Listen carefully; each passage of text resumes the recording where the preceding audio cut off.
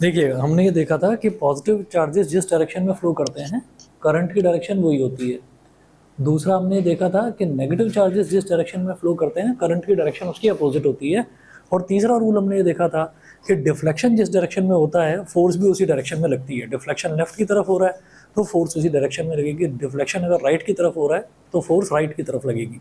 अच्छा, अब इसको देखा कैसे जाता है। इसको ऐसे देखते हैं कि हमने इसमें अपना लेफ्ट हैंड लिया और लेफ्ट हैंड की फिंगर्स को हमने इस तरह से स्ट्रेच कर लिया, ऐसे स्ट्रेच कर लिया। जैसे ये लेफ्ट हैंड है पूरा, तो लेफ्ट हैंड की फिंगर्स को हमने ऐसे ये फिंगर्स को इस तरीके से स्ट्रेच कर लिया। थंब ऐसे, इंडेक्स फिंगर ऐसे, सेंट्रल फिंगर नीचे की तरफ, ऐसे हमने कर लिया। अब इसमें क्या लिया जाता है कि कोई भी क्वेश्चन देखेंगे तो क्वेश्चन में वही 3 रूल्स का हम ध्यान रखेंगे कि पॉजिटिव चार्जेस जिस तरफ फ्लो कर रहे हैं, करंट का डायरेक्शन वही है। नेगेटिव चार्जेस जिस तरफ फ्लो कर रहे हैं, करंट का डायरेक्शन उसका अपोजिट है। और जिस डायरेक्शन में डिफ्लेक्शन हो रहा है, फोर्स का डायरेक्शन वही है। ठीक है, ये 3 चीज़ें हम लेकर चलते हैं। तो इसको याद करने का तरीका हम ऐसे देखते हैं कि फादर, मदर और children. F for father, F for force, M for mother, M for magnetic field, C for children, C for current, ये लेकर चलते हैं। अब एक क्वेश्चन देखिएगा। क्वेश्चन दे रखा है, a stream of positively charged particles, alpha particles, moving towards west is deflected towards north by a magnetic field. The direction of magnetic field is a stream of positively charged particles, alpha particles. अब मैंने आपको पहले भी बताया था कि जब भी कभी हम किसी मैप को स्टडी करते हैं तो मैप ऐसे टंगा हुआ रहता है। तो मैप ऐसे टंगा हुआ रहता है तो ऊपर की तरफ नॉर्थ होता है, नीचे की तरफ साउथ होता है, इधर ईस्ट होता है और इधर वेस्ट होता है। लेकिन मैप को स्टडी करने के लिए मैप को ऐसे टांगते नहीं है, मैप को ऐसे उठाकर नीचे रख देते हैं। तो जब मैप को ऐसे लिया, ऐसे था और ऐसे रख दिया, तो ईस्ट तो इधर ही था, वो तो अभी भी इधर ही रहेगा, वेस्ट भी इधर ही रहेगा। मैप को हमने ऐसे रख दिया तो नॉर्थ अंदर की तरफ हो जाएगा। नॉर्थ ऊपर की तरफ नहीं होता और साउथ नीचे की तरफ नहीं होता। नॉर्थ होता है अंदर की तरफ और साउथ होता है बाहर की तरफ। ठीक है, तो इसको हम ऐसे करेंगे।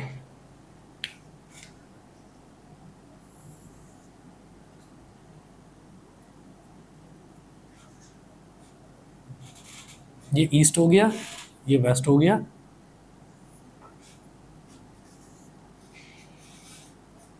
ये नॉर्थ हो गया और ये साउथ हो गया। नॉर्थ अंदर की तरफ और साउथ फिर हो गया बाहर की तरफ, ऐसे हो गया। अब देखिए क्या बोल रहे हैं ये, इन्होंने इस क्वेश्चन में बोला है a stream of positively charge particles, alpha particles, moving towards waste. तो पॉजिटिवली चार्ज पार्टिकल्स वेस्ट की तरफ जा रहे हैं। तो जिस डायरेक्शन में पॉजिटिव चार्ज पार्टिकल्स मूव करते हैं, करंट का डायरेक्शन वही होता है। तो पॉजिटिवली चार्ज पार्टिकल्स कहाँ जा रहे हैं? वेस्ट की तरफ। आपने फिंगर्स को ऐसे स्ट्रेच करा, ऐसे स्ट्रेच करा, तो आपको ये वाली फिंगर, इनको ऐसे ही रहते हुए इस वाली फिंगर को आपको वेस्ट की तरफ कर देना है। ये वाली फिंगर वेस्ट की तरफ, यानी कि करंट का डायरेक्शन ये है। फिर वो कह रहे हैं is deflected towards north.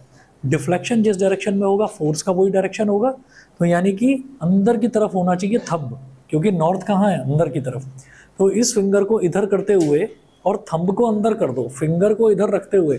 Finger इधर का मतलब क्या है कि करंट इस डायरेक्शन में जा रहा है वेस्ट की तरफ, डिफ्लेक्शन कहाँ हो रहा है? नॉर्थ की तरफ, मतलब अंदर की तरफ। तो थंब को कर दो अंदर की तरफ, थंब अंदर और सेंट्रल फिंगर इस तरफ, यानी कि सेंट्रल फिंगर कहाँ है? वेस्ट की तरफ और थंब कहाँ है?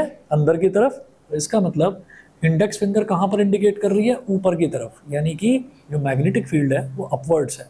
तो इस वजह से इस वाले केस में मैग्नेटिक फील्ड कहाँ हुआ? ऊपर की तरफ हुआ, अपवर्ड्स हुआ। समझ गए? ठीक है, हमेशा ध्यान रखिएगा, कई बार जल्दबाजी में हम क्या करते हैं, राइट हैंड की फिंगर स्ट्रेच करने लगते हैं। राइट नहीं, फ्लेमिंग का लेफ्ट हैंड रूल। ठीक है, वैसे आप अगर पढ़ेंगे, अगर ध्यान नहीं गया तो एक फ्लेमिंग का राइट हैंड रूल भी होता है। राइट हैंड रूल में राइट हैंड की फिंगर्स को ऐसे स्ट्रेच करना होता है, लेकिन वो सिलेबस में नहीं है। फ्लेमिंग का राइट हैंड रूल हमेशा एसी और डीसी जनरेटर में यूज होता है। जनरेटर अपने सिलेबस में नहीं है, हमारे सिलेबस में केवल मोटर है। ठीक है, तो मोटर का भी सिर्फ कंसेप्ट करना है, मोटर की कंस्ट्रक्शन, वर्किंग, क्वेश्चंस कुछ नहीं आना उसमें। ठीक है, तो आपको सिर्फ फ्लेमिंग का लेफ्ट हैंड रूल बस इतना करना है। आगे देखते हैं नेक्स्ट क्वेश्चन। नेक्स्ट क्वेश्चन है, देखिएगा पेज नंबर 19 पर नीचे की तरफ। Think you are sitting in a chamber with your back to one wall. आप ऐसा एज्यूम करिए कि आप एक चैम्बर में बैठे हुए हैं जहाँ पर आपकी जो बैक है वो एक वॉल की तरफ है, with your back to one wall. An electron beam moving horizontally from back wall towards the front wall is deflected by a strong magnetic field to your right side. तो deflection कहाँ हो रहा है? हमारी right side में। So think you are sitting in a chamber with your back to one wall, an electron beam moving horizontally from back wall towards the front wall. एक electron beam जो है वो हॉरिजॉन्टली ट्रैवल करते हुए back wall से front wall की तरफ आती है। तो इलेक्ट्रॉन बीम पीछे वाली वॉल से आई और आगे की तरफ चली गई, तो बैक वॉल से आई फ्रंट वॉल की तरफ चली गई इलेक्ट्रॉन बीम। इसका मतलब इलेक्ट्रॉन्स ऐसे आ रहे हैं, मतलब करंट उल्टा आएगा। इलेक्ट्रॉन क्या है, नेगेटिवली चार्ज पार्टिकल, तो नेगेटिवली चार्ज पार्टिकल जिस डायरेक्शन में जाते हैं करंट उसके अपोजिट डायरेक्शन में आता है। तो इलेक्ट्रॉन्स ऐसे आ रहे हैं तो करंट कैसे आएगा, हमारी तरफ आएगा, क्योंकि इलेक्ट्रॉन्स ऐसे जा रहे हैं तो करंट हमारी तरफ। फिंगर से स्ट्रेच करके सेंट्रल फिंगर को अपनी तरफ कर लो, अपनी तरफ कर लिया। और डिफ्लेक्शन कहाँ हो रहा है, वो कह रहे हैं is deflected towards your right side, हमारी राइट साइड, तो इस तरफ डिफ्लेक्शन हो रहा है। तो सेंट्रल फिंगर को इधर को रखते हुए इसको ऐसे घुमा लो, तो सेंट्रल फिंगर तो हमारी तरफ है ही, और थंब कहाँ हो गया, इस तरफ हो गया। तो इंडेक्स फिंगर कहाँ है, नीचे की तरफ। इसका मतलब magnetic field, M for magnetic field, M for mother, वो नीचे की तरफ, तो इसका मतलब डाउनवर्ड्स। तो इसका आंसर है डाउनवर्ड्स। आप देख लीजिएगा, लिखा हुआ है पेज नंबर 20 पर पहली लाइन है, as per Fleming's left hand rule magnetic field will be in vertically downward direction. ठीक है, उसके बाद क्या क्या पोर्शन इसमें कट गया मैंने बता दिया था आपको लास्ट क्लास में। ठीक है, मेरे को बिल्कुल लास्ट में पहुंच जाना है, हमारा लास्ट वाला पोर्शन बचा हुआ है डोमेस्टिक इलेक्ट्रिक सर्किट्स।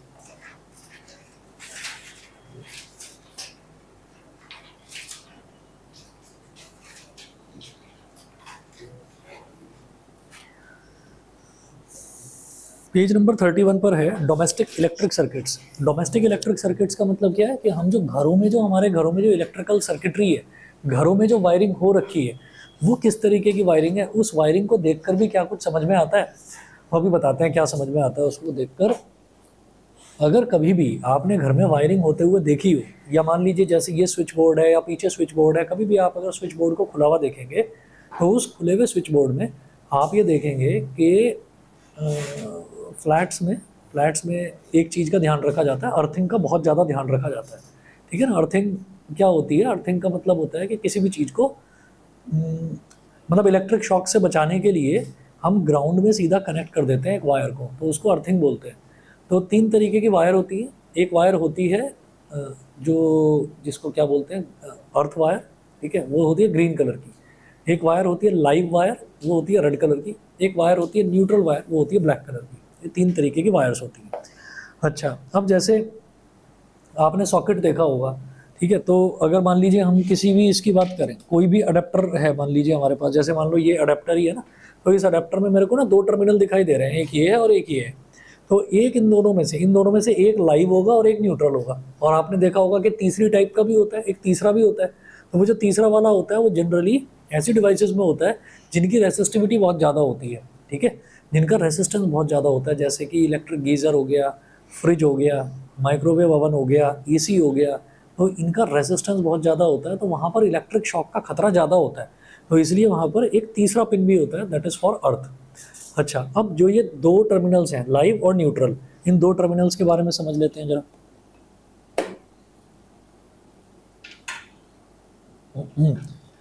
तो 2 टर्मिनल्स के बारे में हम ये देखते हैं कि आपने जैसे इलेक्ट्रिसिटी वाला चैप्टर करा था, तो इलेक्ट्रिसिटी वाले चैप्टर में हमने कई बार ये देखा था, और यहाँ पर भी हमने ये डिस्कस करा कि जो हमारे घरों में जो वोल्टेज सप्लाई होती है ना, वो 220 वोल्ट होती है। ठीक है, 220 volt, 220 volt.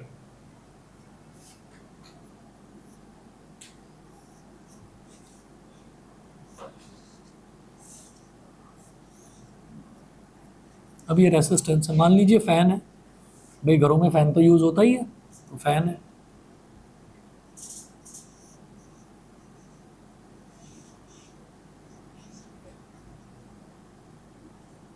Positive terminal, negative terminal. अब इसका जो वोल्टेज है ना, वो है 220 वोल्ट। वोल्टेज का मतलब होता है पोटेंशियल डिफरेंस। तो पोटेंशियल डिफरेंस का मतलब क्या है कि पॉजिटिव और नेगेटिव टर्मिनल के पोटेंशियल्स में डिफरेंस कितना है, उसको हम वोल्टेज बोल देते हैं। क्या बोलते हैं, वोल्टेज। पॉजिटिव टर्मिनल और नेगेटिव टर्मिनल के पोटेंशियल्स में डिफरेंस कितना है। ठीक, अब सोचिएगा कि अब एक बैटरी डिज़ाइन करने के लिए या वोल्टेज डिफाइन करने के लिए किसी बेवकूफ़ को दे दिया गया कि भाई बना वोल्टेज डेवलप करनी है, घर में वोल्टेज आनी चाहिए 220 वोल्ट। ठीक है, वो कहेगा ठीक है। अब वो 220 वोल्ट कैसे बनाएगा, वो ये कहेगा कि जो पॉजिटिव टर्मिनल है ना, यहाँ पर मैं अप्लाई करूँगा 420 वोल्ट और यहाँ पर मैं अप्लाई करूँगा 200 वोल्ट। ठीक है, तो देखा मेरा दिमाग, 420 वोल्ट और इधर 200 वोल्ट, ठीक है। पॉजिटिव वाले पर 420 है और नेगेटिव वाले पर 200 है। निकालो जरा दोनों का डिफरेंस, तो 420 माइनस 200, यस 220 वोल्ट मिल गया, ठीक है। बड़ा खुश, काम तो ठीक करा है, कोई दिक्कत नहीं है, लेकिन थोड़ा सा बेवकूफ़ है। कैसे?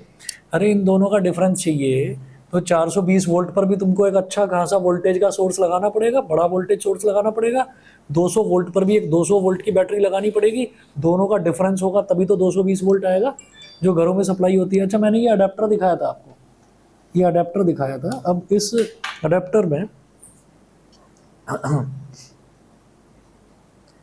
जब हम बात करते हैं ना कि कितनी वोल्टेज पर ये काम करता है, तो यहाँ पर लिखा हुआ है साफ साफ, मॉडल नंबर लिखा हुआ है सैमसंग ट्रैवल अडेप्टर, ये लिखा हुआ है, और नीचे लिखा हुआ है इनपुट 100 से 240 वोल्ट, 100 से 240 वोल्ट। इसका मतलब क्या है? पहले जब ये अडेप्टर्स आया करते थे ना, तो ये अडेप्टर्स इस तरह के आते थे कि उस पर लिखा रहता था स्ट्रिक्टली 220 वोल्ट।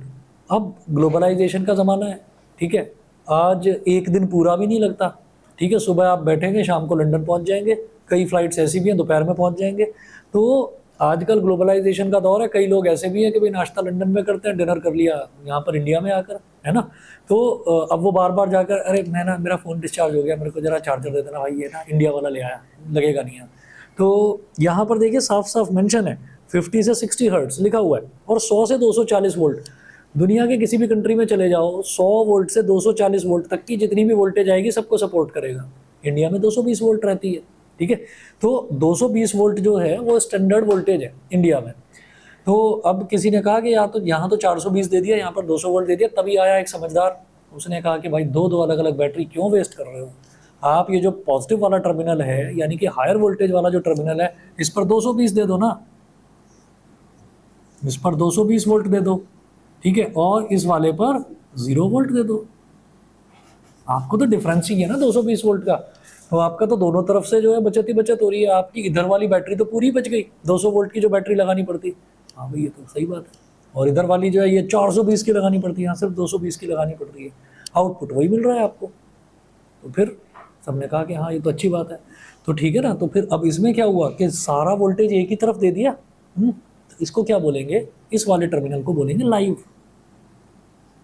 और जो वायर इससे कनेक्टेड है उसको लाइव वायर बोल देते हैं। 0 वोल्ट, वोल्टेज ही नहीं है कुछ भी, 0 वोल्ट मतलब न्यूट्रल, उसको बोल देंगे न्यूट्रल। न्यूट्रल जहाँ खतरा होता है वो रेड कलर से इंडिकेट करते हैं ना उसको, तो लाइव वायर में सबसे ज़्यादा खतरा है, ठीक है। आपने देखा होगा कई बार इलेक्ट्रीशियन, आपने नहीं देखा है तो मैं बता देता हूँ, मैंने तो देखा है।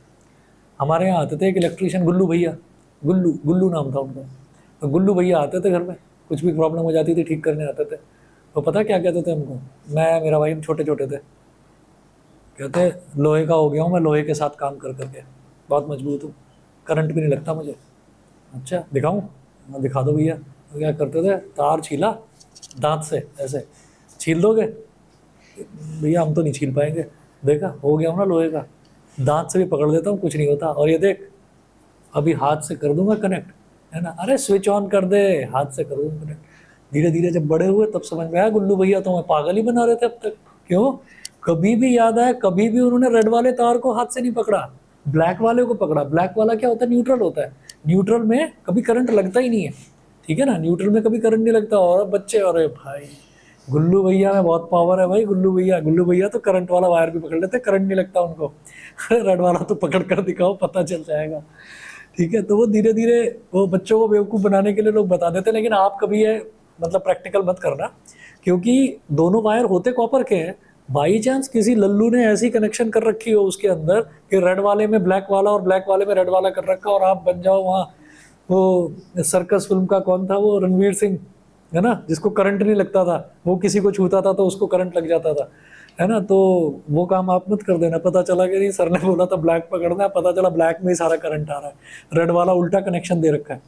तो ये लोगों को समझने के लिए, और जो समझदार अच्छा इलेक्ट्रीशियन जो है वो हमेशा ऐसे ही करेगा, वो लाइव वायर बनाएगा रेड को और न्यूट्रल वायर बनाएगा ब्लैक को। और ग्रीन वाला क्योंकि डायरेक्टली अर्थ से कनेक्टेड होता है, वो अर्थ से इस वजह से कि अगर बाई चांस कुछ ट्रांसफार्मर से वोल्टेज आ रहा है, बाई चांस बहुत ज़्यादा हाई वोल्टेज आ गई, तो एक बड़ा डिवाइस जो है वो एकदम से आग ना लग जाए उसमें, ठीक है।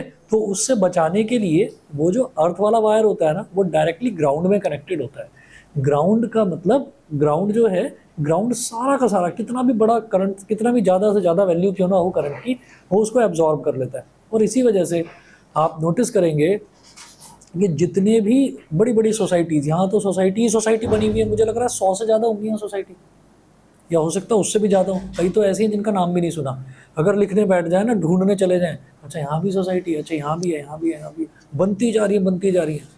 एक वो लोहे की शेड वगैरह लगा देते हैं, उसके जैसे वो शेड हट जाती है तो देखते हैं अरे इधर भी कुछ बन गया है। तो हर बिल्डिंग के ऊपर एक ना लोहे की बड़ी सी रॉड निकली हुई होती है, हर बिल्डिंग की छत पर। हम ऐसे देखेंगे दिखाई नहीं देगा, छत पर जाएंगे, अच्छा हाँ यहाँ रॉड लगी हुई है।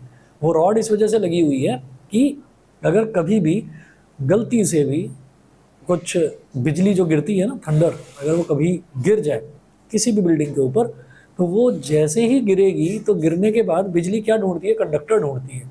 तो उसको कंडक्शन के नाम पर क्या है कि जितनी भी छतें हैं, जितनी भी छतें, अभी बराबर में बिल्डिंग बन रही है, यहाँ का 7th फ्लोर हमें यहीं से दिखाई दे रहा है, तो उसकी पूरी छत पर लोहे का जाल बिछाया जा रहा है। वो लोहे के जाल के दो पर्पज़ होते हैं। एक पर्पज़ तो ये है कि जो लेंटर पड़ता है ना, जो लेंटर होता है, जो छत होती है, उस छत को मजबूती देता है। वो पूरे कंक्रीट को होल्ड करके रखता है स्ट्रांगली, छत इसीलिए बड़ी मजबूत होती है। साथ साथ उसके साथ अर्थ का जो रॉड होती है वो भी कनेक्टेड होती है। तो अगर मान लीजिए छत पर सीधे बिजली गिरी, तो गिरते ही वो किसको ढूंढेगी, कंडक्टर को। कंडक्टर को जैसे ही ढूंढेगी तो उसको लोहे का पूरा जाल मिलेगा, लोहे के जाल में पूरे में करंट फैल जाएगा। करंट फैलते ही कहाँ जाएगा, उस रॉड पर, क्योंकि रॉड भी कनेक्टेड है, हर फ्लोर से कनेक्टेड है। वो रॉड ऊपर से लेकर नीचे तक जा रही है, ग्राउंड तक, और बेसमेंट में जाकर गड़ी हुई है वो गॉड जो रॉड है। तो जैसे ही उसमें करंट जाएगा, वो पता नहीं कितने लाख वोल्टेज या कितने करोड़ वोल्टेज का होता है। आप ये समझ लीजिए कि अगर अर्थ वायर ना हो, अर्थिंग ना कर रखी हो, तो बिल्डिंग 1 मिनट में ठुक जाएगी, पता भी नहीं चलेगा कहाँ गई, ऐसा हाल हो जाएगा। तो वो जो होता है, वो सीधा का सीधा सारा करंट उस तक जाता है, रॉड तक जाता है, और रॉड जैसी जाती है सारे करंट को अर्थ में डंप कर देती है। तो सारा करंट अर्थ में डंप हो जाता है और बिल्डिंग का कभी कुछ नहीं बिगड़ता। ठीक है। कभी अगर आप यूट्यूब वगैरह पर भी सर्च करेंगे, बड़े से बड़े जो 200-200 300-300 साल पुराने जो पेड़ होते हैं ना, बहुत बड़े बड़े जो पेड़ होते हैं, उन पर कई बार बिजली गिर जाती है, और गिर जाती है उन पेड़ों का पता नहीं चलता, गड्ढा हो जाता है, वहाँ बहुत बड़ा पूरा फूक जाता है वो। तो इलेक्ट्रिसिटी हाजार्ड से बचने के लिए अर्थ वायर का यूज़ करना बहुत ज़रूरी है। ठीक है। अब वही चीज़ जो मैं आपको बता रहा हूँ, ये सारी लिखी हुई है यहाँ पर, सुन लीजिए। From the electric pole situated in our street, two insulated wires L and N come to our house. One of these wires is called a live wire and it is at a high potential of 220 volt. This is called live wire, 220 volt. ठीक है। Next देखिए, whereas the other wire is called neutral wire and it is at ground potential. जो दूसरा wire है, it is called neutral wire and it is at ground potential. 0 volt को हम बोल देते हैं ground potential। ठीक है, आगे चलते हैं। अच्छा, फिर है, it is very important to note that along with the live wire and the neutral wire, a third wire called earth wire also goes to our houses. तो तीसरा जो वायर है जिसके बारे में अभी बात कर रहा था मैं, उसको अर्थ वायर बोलते हैं, वो भी हमारे घरों में आता है। तो अगर आप कोई भी सॉकेट देखेंगे तो ये जो ऊपर वाला बड़े वाला जो होल है, this is for earth wire. ठीक है। अच्छा, in order to distinguish between the live wire, neutral wire and earth wire, the wire having red plastic covering is made live wire. ठीक है। The wire having black plastic covering is made neutral wire and the wire having green plastic covering is made earth wire. तो जिस wire पर green colour की plastic covering होती है उसको earth wire बना दिया जाता है। ठीक है। फिर अर्थ वायर के बारे में लिखेंगे यहाँ पर, to avoid the risk of electric shocks the metal body of an electrical appliance is earthed. तो किसी भी इलेक्ट्रिकल अप्लायंस की जो मेटल बॉडी होती है उसको अर्थ किया जाता है, उसको अर्थ वायर से कनेक्ट कर दिया जाता है। ठीक है। उसके बाद लास्ट पेज है इस चैप्टर का, पेज नंबर 32। इसमें हमारा एक टॉपिक है इलेक्ट्रिक फ्यूज़। तो इलेक्ट्रिक फ्यूज़ देखेंगे क्या है। N extremely large current can flow in domestic wiring under 2 circumstances. तो हम ये कहेंगे कि घरों में कभी कभी 2 तरीके के सर्कमस्टांसेस होते हैं जिसमें ना बहुत हाई वैल्यू का, बहुत हाई करंट जो है वो फ्लो कर सकता है।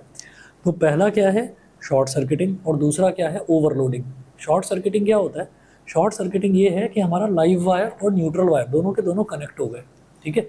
अब होता क्या है कि करंट की भी वही प्रॉपर्टी होती है कि वो हायर पोटेंशियल से लोअर पोटेंशियल की तरफ जाना चाहता है। करंट की यही प्रॉपर्टी होती है। तो हम पॉजिटिव टर्मिनल और नेगेटिव टर्मिनल के बीच में हमेशा गैप रखते हैं। तो पॉजिटिव टर्मिनल क्या है, हायर पोटेंशियल पर 220 वोल्ट, नेगेटिव टर्मिनल है लोअर पोटेंशियल पर 0 वोल्ट, तो करंट हमेशा 220 से निकलकर 0 वोल्ट तक जाना चाहेगा। सोचो कि अगर इन दोनों को चिपका दिया, अगर इन दोनों को चिपका दिया तो क्या होगा, इन दोनों को चिपकाते ही क्या होगा कि उसको तो बहुत बड़ा जो पाथ था, वो बहुत बड़ा पाथ एकदम शॉर्ट हो गया। नहीं समझे भाई, हम क्या करना चाहते हैं, हम ये चाहते हैं कि इलेक्ट्रॉन्स फ्लो कर रहे हैं, इलेक्ट्रॉन्स के फ्लो को ही तो करंट कहते हैं। हम ये चाहते हैं कि जब इलेक्ट्रॉन्स फ्लो कर रहे हैं तो वो जो इलेक्ट्रॉन्स फ्लो कर रहे हैं ना, उनसे मुझे भी कुछ फ़ायदा मिल जाए। तो हम ये कहते हैं कि अच्छा, पॉजिटिव से नेगेटिव तक जाने नहीं दूंगा, इसको गैप बना दूंगा, थोड़ा सा बना दिया गैप, और फिर यहाँ से यहाँ तक लेकर जाएंगे और बीच में कहीं फ़ैन लगा देंगे, कहीं ट्यूब लगा देंगे, कहीं एसी लगा देंगे, कहीं फ्रिज लगा देंगे। क्यों? इलेक्ट्रॉन्स जा रहे हैं, इलेक्ट्रॉन्स कहेंगे ओ भाई मेरे को जाना है, मेरे को जाना है, नेक्स्ट अगले टर्मिनल तक पहुँचना है। ठीक है, मेरे को तो नेगेटिव टर्मिनल तक पहुँचना है, जो करंट है वो कहता है मेरे को नेगेटिव तक पहुँचना है, भाई मेरे को जाने दो। फ़ैन कहता है नहीं, थोड़ा सा करंट मेरे को दे, फिर जाने दूंगा। टोल टैक्स, ठीक है, वो टोल टैक्स है, उसको दे दिया। अगला बल्ब आता है, बल्ब कहता है मेरे को भी दे थोड़ा सा, तो सबको थोड़ा थोड़ा सा, तो भाई सबको सब कुछ मिल गया, मिल गया। अब मैं जाऊँ कि हाँ भाई अब चला जा, अब वो चला गया यहाँ पर आराम से। ठीक है, फ़ैन भी खुश, बल्ब भी खुश, करंट भी खुश कि वो भी अपना पॉजिटिव से नेगेटिव तक चला गया। लेकिन कभी कभी क्या होता है कि पॉजिटिव और नेगेटिव यहीं चिपक गए, शॉर्ट रास्ता जो बहुत लॉन्ग था वो लॉन्ग ना होके शॉर्ट हो गया, दोनों चिपक गए। अब जब पॉजिटिव और नेगेटिव चिपक गए तो भाई जो बहुत ज़्यादा करंट था, जो इतने लंबे पाथ से होकर जाना था, वो फटाफट इतने से पाथ से होकर जा रहा है। तो जब इतने से पाथ से होकर जाएगा तो स्पार्किंग होगी, एकदम से स्पार्किंग होगी, और जब एकदम से स्पार्किंग होगी तो आग लग जाएगी। सुना होगा आपने कई बार कि उस बिल्डिंग में आग लग गई या इस बिल्डिंग में आग लग गई और शॉर्ट सर्किटिंग हुआ, इसकी वजह से आग लग गई, सुना होगा। ठीक है, तो अब आप ये देखिएगा कि ये जो आग लगती है ये शॉर्ट सर्किटिंग की वजह से लगती है, और शॉर्ट सर्किटिंग में होगा क्या, करंट की वैल्यू एकदम बहुत ज़्यादा जनरेट हो जाती है। ठीक है, वही है पहला टॉपिक है short circuiting. The touching of the live wire and the neutral wire directly, ये जो लाइव वायर और न्यूट्रल वायर डायरेक्टली अगर चिपक जाए, directly is known as short circuit. When the two wires touch each other, the resistance of the circuit so formed is very very small. Resistance कुछ रहता ही नहीं। Resistance है क्या? Fan, bulb, AC, fridge, TV, ये सारे resistance है, resistance है ही नहीं। अब वो भाई उसने तो अपना पाथ ले लिया शॉर्टेस्ट, मैं तो पहुंच गया, करंट खुश एकदम, मैं पहुंच गया, वो तो खुश हो गया, घर जल गया पूरा। ठीक है, तो क्या है कि the resistance of the circuit so formed is very very small. Since the resistance is very very small, the current flowing through the wire becomes very very large and heats the wires to a dangerously high temperature and a fire may be started. ठीक है, तो वो dangerously high temperature तक पहुंचा देता है उसको, wiring को। और जब वायर्स में आग लगेगी तो वायर्स कहाँ पर होते हैं? दीवारों के अंदर, और जब उनमें आग लगेगी तो दीवारों में भी आग लग जाएगी। ठीक है, चलिए जी, अब अगला देखते हैं इसी तरह से ओवरलोडिंग। ओवरलोडिंग में क्या है? ओवरलोडिंग में क्या होता है? The current flowing in domestic wiring at a particular time depends on the power ratings of the appliances being used. ठीक है, ऐसा होता है कि घर में आपके यहाँ कुछ पावर रेटिंग ना अलॉटेड होती है गवर्नमेंट की तरफ से, और उसी हिसाब से वायरिंग करी जाती है घर की, कि भाई आप घर के अंदर कोई बड़ी मशीन तो नहीं लगा सकते ना, फैक्ट्री की मशीन जहाँ पर कुछ बन रहा हो, पेपर मिल टाइप की, ऐसी कोई बड़ी मशीन घर में नहीं लगा सकते। ठीक है, तो क्यों नहीं लगा सकते? क्योंकि वहाँ की पावर रेटिंग है कि भाई आप इतना ही यूज़ कर सकते हैं डोमेस्टिक इलेक्ट्रिसिटी में, आप इतना ही यूज़ कर सकते हैं। अब आपने कहा कि ये भाई ले, ये एक एसी, दूसरा एसी, तीसरा एसी, चौथा एसी, वो भी चला दिया, सारे घर के एसी चला दिया आपने, उसके अलावा कोई बड़ी सी मशीन लेकर आ गए, वो भी चला दी, तो घर के बेचारे पतले पतले वायर हैं, उन पतले वायरों की तो ऐसी तैसी हो जाएगी, उन पर तो लोड पड़ेगा इतना ज़्यादा, और लोड इतना ज़्यादा पड़ेगा, कैसे पड़ेगा लोड ज़्यादा? हर एक चीज़ जो है वो करंट कंज्यूम कर रही है, हर चीज़ को करंट चाहिए। तो आपने एक चलाया, दो चलाया, तीन चला, करते करते आपने 10 एसी चला दिए घर में। ठीक है, अब 10 एसी चला दिए तो 10 के 10 एसी कहेंगे मैं चलूँगा, सबको करंट चाहिए, सबको करंट चाहिए, सब करंट खींच रहे हैं, तो करंट की वैल्यू पहुँच गई ना डेंजरसली हाई लेवल पर। ठीक है, जितनी होनी नहीं चाहिए। और फिर जब ज़्यादा हाई लेवल पर करंट की वैल्यू पहुँचेगी तो इलेक्ट्रॉन्स बड़ी तेज़ी से फ्लो करेंगे, तो वायर सारे हीटअप होने शुरू होंगे, हीटअप होंगे तो गर्म हो जाएंगे, जलेंगे। ठीक है, वही चीज़ है। The current flowing in domestic wiring at a particular time depends on the power ratings of the appliances being used. If too many electrical appliances of high power rating like electric iron, water heater, air conditioner etc, अगर बहुत सारी electrical appliances जिसकी बहुत बड़ी power rating है वो सारी आप एक साथ चला दें तो होगा क्या? They are switched on at the same time, they draw an extremely large current from the circuit. वो सर्किट से बहुत लार्ज वैल्यू का करंट खींचेंगे। This is known as overloading. और ओवरलोडिंग होगी तो फिर आग लगेगी। So to avoid this danger of electric fires we use an electric fuse in the wiring. So when a building is wired, the wiring is protected by fuses. Fuses क्या होते हैं कि जब भी कभी करंट अपनी इतनी ज़्यादा डेंजरसली हाई वैल्यू तक पहुंचता है, जब भी करंट बहुत ज़्यादा हाई वैल्यू तक पहुंचता है, तो ये कहते हैं कि जितना भी कोई भी घरों में लगे हुए जितने भी बोर्ड्स हैं, जैसे 1 बोर्ड 2 बोर्ड 3 बोर्ड, तो आप नोटिस करना, चाहे तो आज जाकर काउंट कर लेना, आपके घर में ना बोर्ड्स होंगे, ठीक है। जैसे यहाँ पर 1 बोर्ड ये हो गया, 2 बोर्ड, 1 बोर्ड माना जाएगा क्योंकि आजू बाजू में कनेक्टेड है। 1 बोर्ड ये हो गया, 1 2 3 4 5 बोर्ड्स लगे हुए अभी यहाँ पर हॉल में, ठीक है। तो आप टोटल घर में काउंट कर लेना, अगर टोटल घर में 20 बोर्ड लगे हुए, 20 ही एमसीबी लगी हुई होंगी, समझ रहे हैं। अगर 20 बोर्ड्स लगे हुए हैं, 20 ही एमसीबी लगी हुई होंगी। क्यों? क्योंकि किसी भी बोर्ड में ओवरलोडिंग हो सकती है, ठीक है। आपका दिमाग चकरा जाए, आप इसमें एक एक्सटेंशन बोर्ड लगाकर कहोगे मैं तो 3 एसी कनेक्ट करूंगा, इसी में 3 हीटर चलाऊंगा, सर्दी आ गई, मेरे को तो ठंड लग रही है। अरे भाई, 1 हीटर से काम चला लो, ठीक है, या रजाई ओढ़ लो, ठीक, ज़्यादा भी टोपी शोपी पहन लो और डबल स्वेटर पहन लो, हीटर की क्या ज़रूरत है। तो ज़बरदस्ती उसमें नहीं 1 हीटर से तो काम, 3 जलाऊंगा, 3 जलाओगे तो ठीक है, वो फूकेगा ही ना, तो वो फूकेगा नहीं एक्चुअली। जैसे ही वायर धीरे धीरे गर्म होने शुरू होंगे, एमसीबी डाउन हो जाएगी, ठीक है ना। तो वो जो एमसीबी है वो मॉडर्न फॉर्म है इलेक्ट्रिक फ्यूज़ का। पहले होता था इलेक्ट्रिक फ्यूज़, 5 रुपये का इलेक्ट्रिक फ्यूज़ आता था, पतला सा वायर होता था कि अगर वायर का टेम्परेचर ज़्यादा बढ़ना शुरू होता था तो इलेक्ट्रिक फ्यूज़ मेल्ट डाउन हो जाता था। वो मेल्ट डाउन हो जाता था, उसके मेल्ट डाउन होते ही क्या होता था, पूरा जो बोर्ड था, पूरा जो सर्किट था, वो फूकने से बच जाता था। ये इलेक्ट्रिक फ्यूज़ का यूज़ है। तो डोमेस्टिक वायरिंग में आपसे 2 चीज़ें, डोमेस्टिक सर्किट्स में आपसे 2-3 चीज़ें पूछी जा सकती हैं। एक तो ये पूछा जाएगा live wire, neutral wire, earth wire, ये बताइए, ठीक है, इसके बारे में पूछा जाएगा। दूसरा आपसे ये पूछा जाएगा कि किस किस तरीके के हज़ार्ड्स होते हैं। तो दूसरे में हज़ार्ड्स में आप बताएंगे या तो ओवरलोडिंग या फिर शॉर्ट सर्किटिंग, ठीक है। और उसके अलावा जो तीसरी चीज़ है कि how they can be avoided by using electric fuse. तो इलेक्ट्रिक फ्यूज़ यही होता है। So to avoid this danger of electric fires we use an electric fuse in the wiring. So when a building is wired, the wiring is protected by fuses.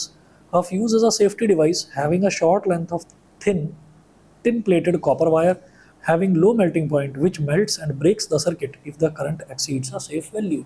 अगर current एक safe value को exceed कर जाता है तो वो पतला सा एक कॉपर का वायर ही होता है जिसके ऊपर टिन की प्लेटिंग करी रहती है, ठीक है, वो मेल्ट डाउन हो जाता है। वो मेल्ट डाउन हो जाता है तो बाकी सारे सर्किट को बचा लेता है, ठीक है। ये इलेक्ट्रिक फ्यूज था।